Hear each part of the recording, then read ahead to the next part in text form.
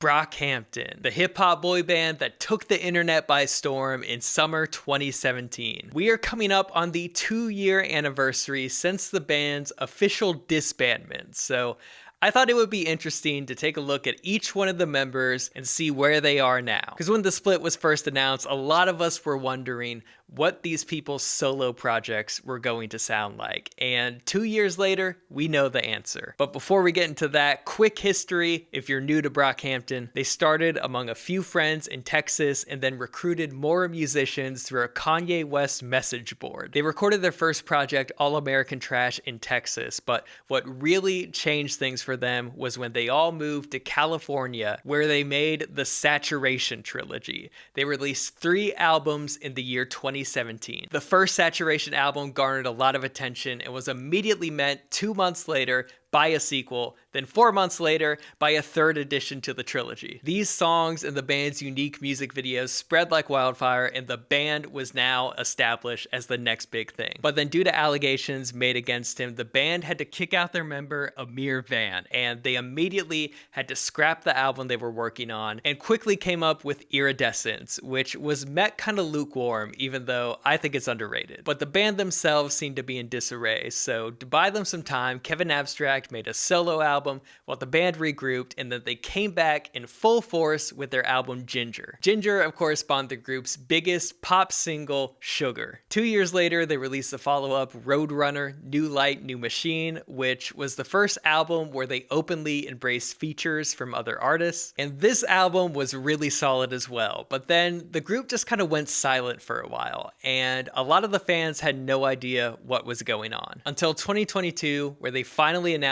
that they had officially broken up as a band. They announced their final album would come out on November 17th, which only featured Kevin Abstract's vocals and only had production from Romil and Bearface. And the whole album is Kevin Abstract just telling the whole story of the band from his perspective. But then, surprise, the next day on November 18th, the band released one more album called TM, and this one featured the whole band, and the reaction to this album was a little lukewarm. There were some good songs here or there, but no one really seemed to be vibing with the album as a whole from front to back. It was just really clear that the band had lost steam and there was no gas left in the tank. But given the circumstances around when this was recorded, it's pretty understandable. So this album didn't do anything to tarnish the legacy of Brockhampton, and fans were very eager to hear solo material from their favorite members. So fast forward to now, 2 years later, how is the solo music sounding? How's Mr. Brock doing? What's Mr. Hampton up to?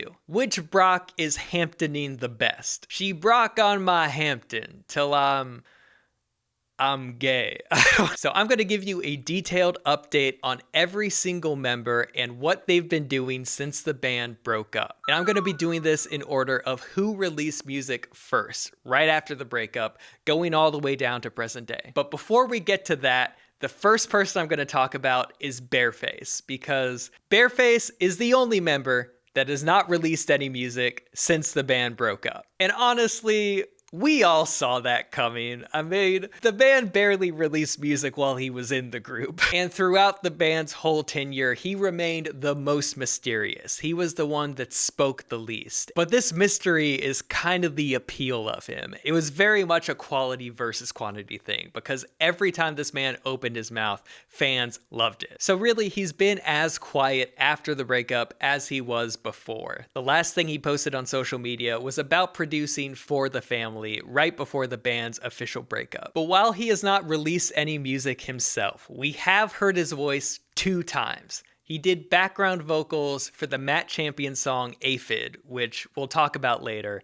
and he also did background vocals for the Zach Valeri song Double Bubble, which is an underrated bop that y'all need to check out. But other than that, it's been radio silence. So who knows when we'll get more Bearface, but you could be sure that when he does, the fans are hungry and they're gonna be all over that. They're gonna pounce on that like ravenous wolves, taking down prey or whatever. I don't know where this metaphor is going, so I'm gonna move on. Next up is Jabari. Jabari, of course, was a producer for most of his time in Brockhampton, but starting with the album Roadrunner, he started contributing vocals to the group as well. And on December 30th, 2022, a video appeared on the Brockhampton YouTube channel titled Saga Boy. It turns out Saga Boy is Jabari's new alias, and I think I am saying that right. I think that's supposed to be boy, but I don't know. But this video featured different snippets of his music, and then on April 19th,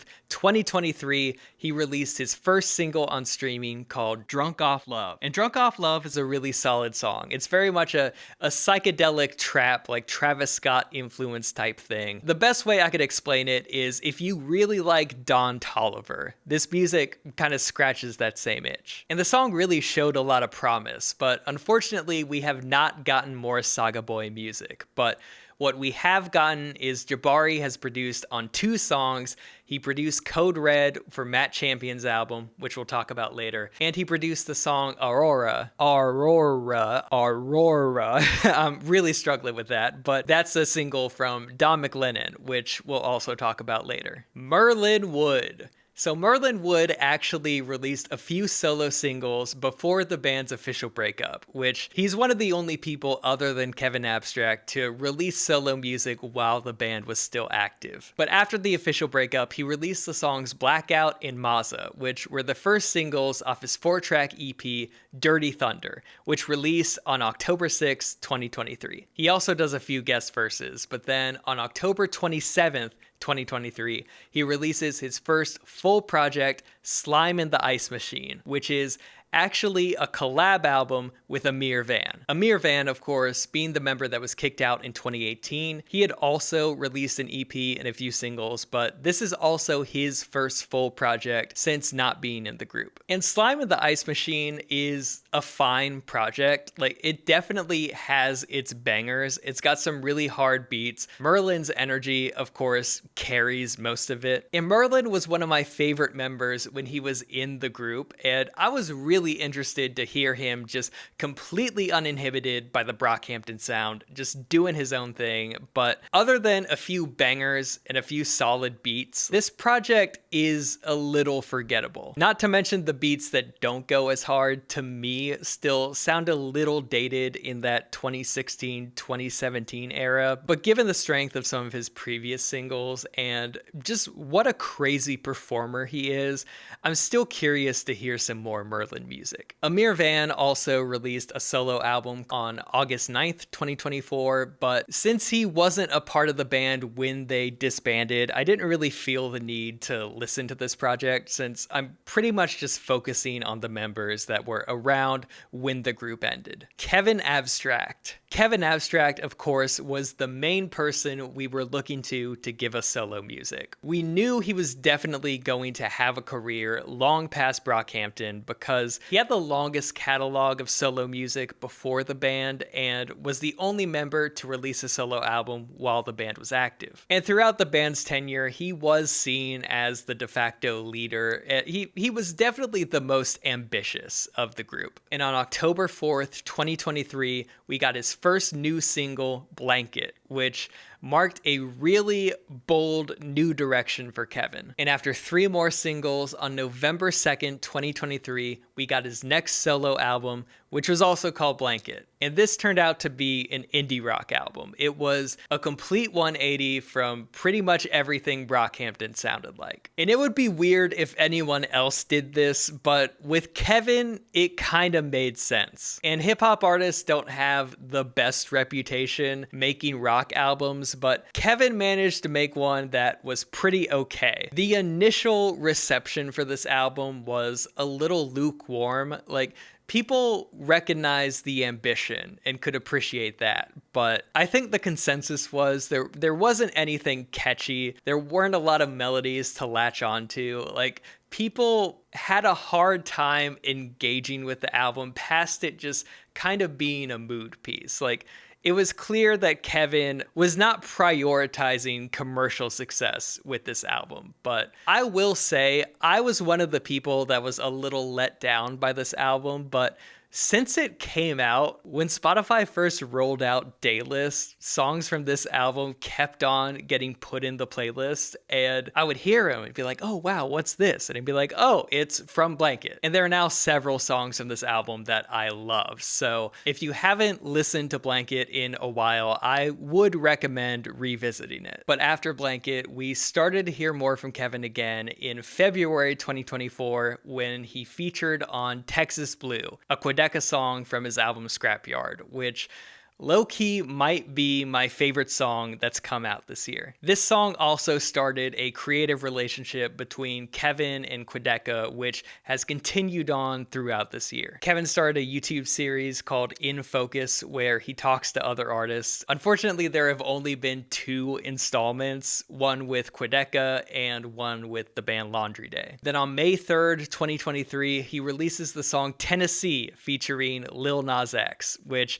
Kevin has dubbed the Gay Watch the Throne. This song also features production from Quedeca along with Romil, who is a former Brockhampton member. And with this, Kevin is returning to hip hop music. And this is a really solid song that I wish had a little more impact. Like, it definitely would have been bigger if it came out a few years earlier when Lil Nas X was in a better spot. Later that month, Kevin appeared on a Talking Heads tribute album curated by A24, where he does a cover of the Talking Heads song Once in a Lifetime. On August 23rd, 2024, he releases the single Glue. And while he releases this song officially on streaming, around the same time, he also just dumps 9 other songs on the Brockhampton YouTube channel. And fans have known about some of these for a while, and a few of them are older, like this collab with Kevin, Snot, and Lil Yachty, but some of them are also more recent, like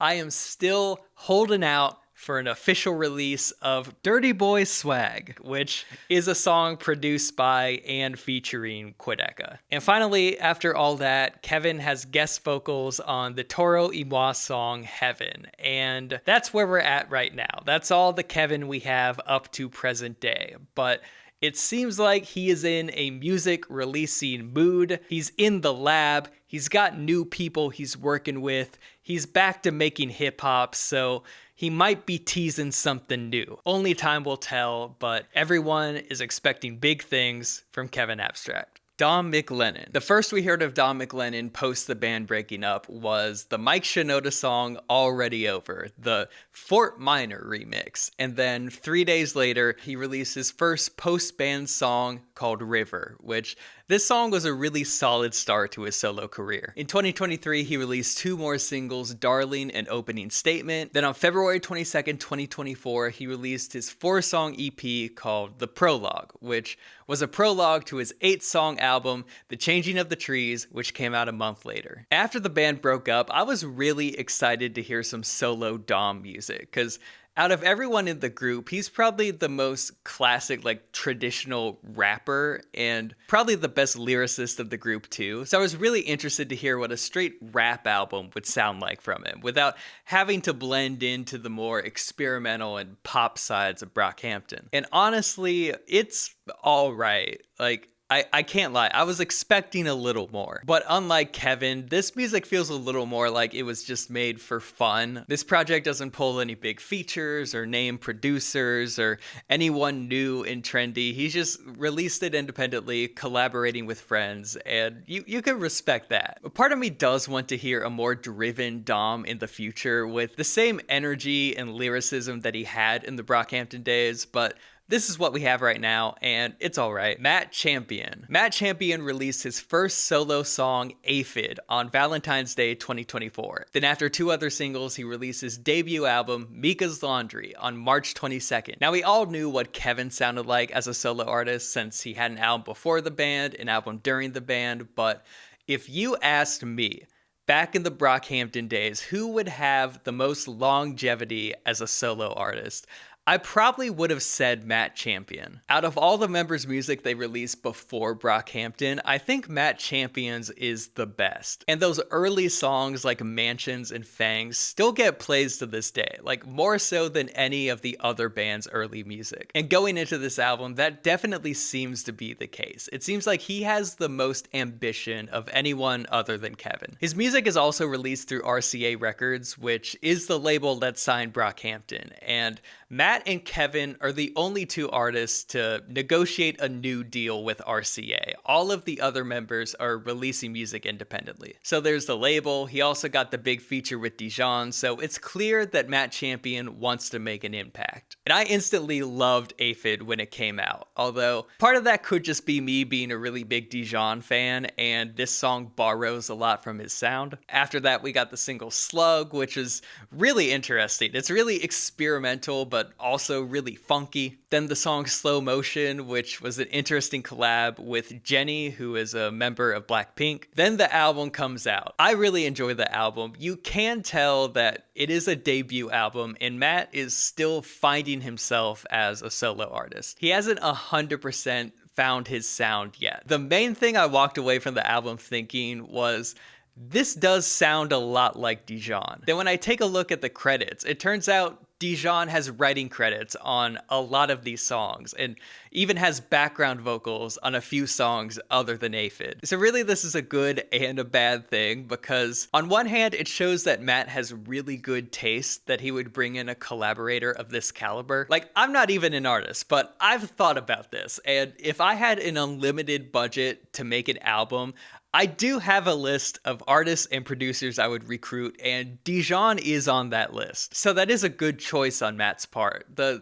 only thing is, the flip side of that is he can't just sound like Dijon if he's going to have longevity. Eventually he has to figure out his own thing. But it looks like he's already doing that, because very recently, just like a week or two before I recorded this video, he released 3 new songs, all within a few days of each other: Faye, Hacker, and SPJ, and these songs are incredible. I especially love Faye. Then Hacker and SPJ also sound like a little more refined and unique versions of what we heard on Mika's Laundry, so this really has my hopes high for new Matt Champion music. I think there's still a lot of gas left in the Matt Champion tank. I think investing in Matt Champion stock is a good investment. I think he's about to do some great things. He is definitely someone to watch. Joba. Joba announced that he was starting his own YouTube channel through a video on the Brockhampton page posted on March 12th, 2024. 2 days later, he posted a live performance of his first new solo song, American Fever. And this song was crazy, just full of beautiful instrumentation. There are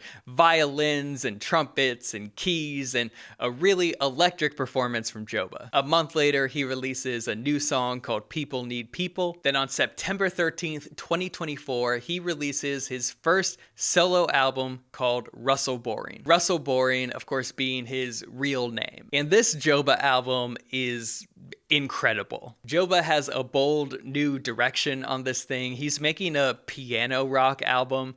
I'm hearing a lot of comparisons between him and Billy Joel. That's kind of the music he's making. I would also say this music scratches the same itch as like a Randy Newman. Like, I don't think it sounds just like Randy Newman, but you have the storytelling in the lyrics and just some crazy vocal performances. But man, I absolutely love songs like Ghost, Gospel of the Moon, Lone Star is a really good one. The first song we heard from this, American Fever, took me a while to warm up to, just because Joba has some pretty wild vocal performances on this. But knowing him from the band, it wouldn't be a Joba album if he didn't do a silly little voice here and there. This is the guy that got put on an Outkast style song, and then when his verse came up, he just rapped about medieval shit for a few minutes. Like, Kevin is just channeling 90s Andre 3000. The Joba just waltzes in like, I'm a wizard and I'm walking through the Shire. But in the end, the storytelling and the just beautiful instrumentation won me over, and now I like the vocals too. And the way Joba just completely reinvented himself on this album is crazy. Like, Joba was always the wild card of the group, so none of us like really knew what a Joba solo album was going to sound like. But now that we have it, it's great. Out of all of the Brockhampton members, Joba sounds the most sure of himself, the most focused and specific, and just has immense musical talent and taste to back it up. Like, I am just amazed by this Joba album, and I haven't started compiling yet, but when I do my 10 best albums of the year, there is a very good chance this one will be on it. So those are all the performers, but one of the really cool things about Brockhampton was, even though the vocalists were often the focal points of the band like they are in most bands, Brockhampton presented themselves more as a creative collective. And so not just the singers and the rappers, but everybody that was involved in the Brockhampton team were considered a member of the band. So the producers, the graphic designers, one of the fan favorites was the web designer. That was one of the things that was so fun and inspiring about Brockhampton. The fans were able to latch on to all of these other behind the scenes people. So real quick, I'll give an update on all of these other people. This will be shorter because they aren't releasing music, but they've been doing other stuff. Romil Himani. Romil continues to produce for Kevin Abstract. He works on almost everything that Kevin does, and fans of the band know that these two have been tight for a really long time. Not just in the band, but Romil also produced the entirety of Arizona Baby with Jack Antonoff. So Romil has production credits on almost every Kevin Abstract song, but he's also produced for Arlo Parks, Paris, Texas,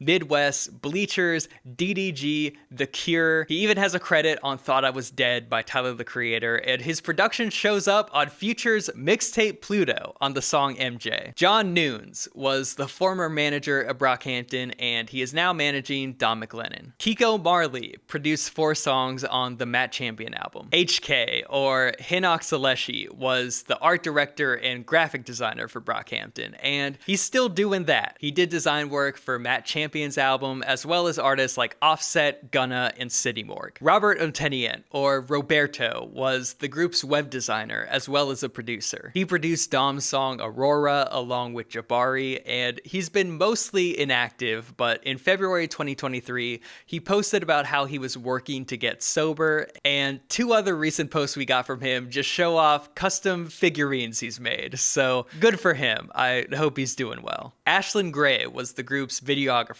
and it looks like he's still busy doing just that, videography and photography. Included in that, he shot some behind the scenes for Matt Champion's music video shoots. Ryan Beatty was never an official member, but he shows up so much in the Brockhampton catalog, he's almost considered an unofficial or an honorary Brockhampton member. And he's been up to a lot. He released his album Calico in 2023 and has written songs for Bleachers, Rachel Zelger, sings on a Fred Again song, and he wrote 4 songs on Beyonce's Cowboy Carter album, including my favorite from that project, Projector. And finally, one more shout out before we wrap. The Brockhampton adjacent Roy Blair, who was close with the group and did some background vocals for them, just released an incredible pop album called Chasing Moving Trains that I highly recommend you check out. And that's it. That's all of the Brockhampton members and what they're up to right now. So I'll ask you, who do you think has the best solo music, and who are you excited to hear more solo music from? Brockhampton was a really special moment in music. It's very rare that many creative forces could get under one roof together, and while big groups and bands like that can never last for very long, we got a lot of incredible music while they were around, and the band did a great job of juggling all these different styles and developing all these very different artists. Not to mention, they defined a new sound and inspired the next generation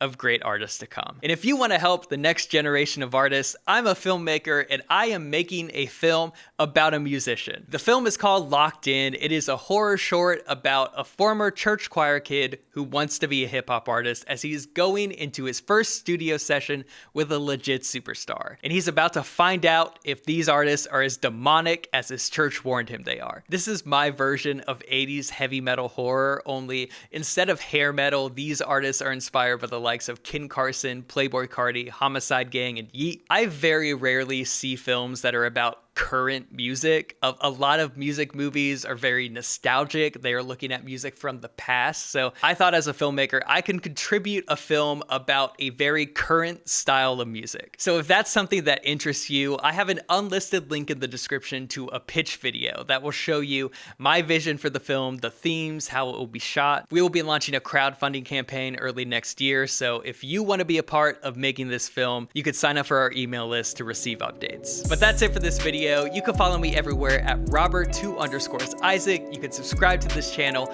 Also, click the unlisted link in the description if you want to hear more about my film Locked In. Thank you so much for watching. I'll see you next time.